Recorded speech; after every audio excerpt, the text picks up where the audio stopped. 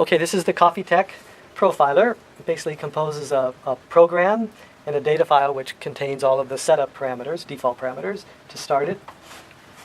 So here we have the profiler. It's composed of one section here, which is the graph, which is going to show you your profile settings and also the temperature of your roasting process. This is going to be temperature versus time. I've also got a graph up here, which is showing you just the temperature versus time over the last 30 or so minutes.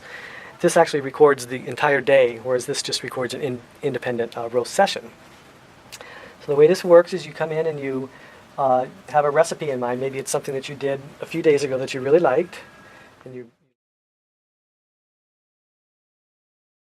load the recipe.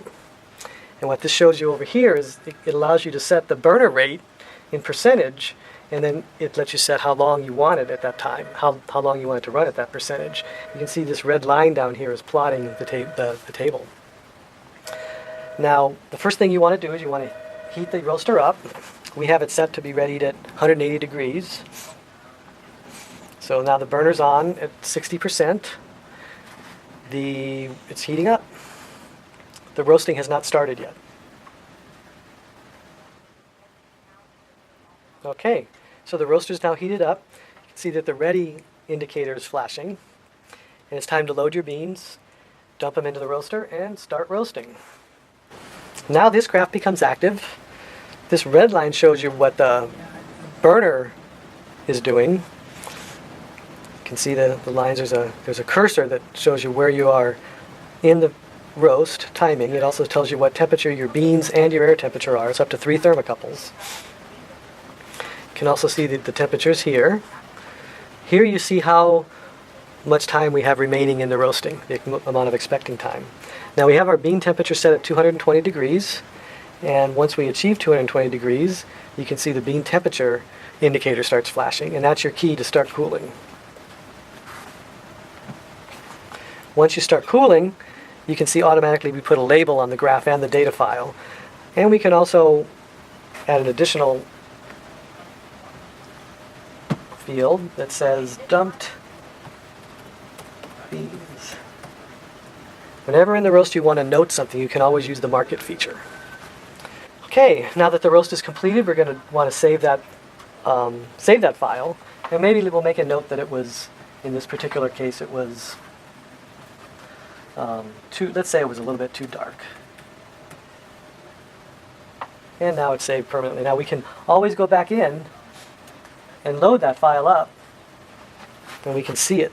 See right there is the history. This is what we're going to do on the next roast. That's what we did historically. Now we can also clear that window. Another feature here is that you can choose to manage your files to keep track of all the different roasts that you've had. You can see here we've got selections where you can select the proper directory, and you can also preface the file with a name, perhaps maybe the batch of beans that you're roasting. We can append a timestamp. That's really useful so you can remember what day and compare it to the notes that you're taking. Also in this screen is where you set up the basic parameters of the roast. These are how hot the roaster has to get before you're ready to roast. It's like preheating your oven. This is the temperature at which time, this is an error condition where you want to shut the roasting off because it got too hot. Here you've got your burner speed that you want to run it at when you're idling and getting ready to roast. Up here you can see what the burner speed, you can always see up here what the burner speed is at if you're interested. Kind of a nice thing that you can do is you can load an old data file. That's the one we just did. And then you can go ahead and run the exact same profile over again with the same beans, the same amount of beans, and you can watch as the roast follows the old roast and make any adjustments as you need. This is a feature where you can actually add time. You can see the time here is expanding as you add this adds 20 seconds, or you can also subtract 20 seconds from the roast. This is the main way that you can delay the roast a little bit if it's not fully developed, or perhaps move it up if the roast is going faster than you expected.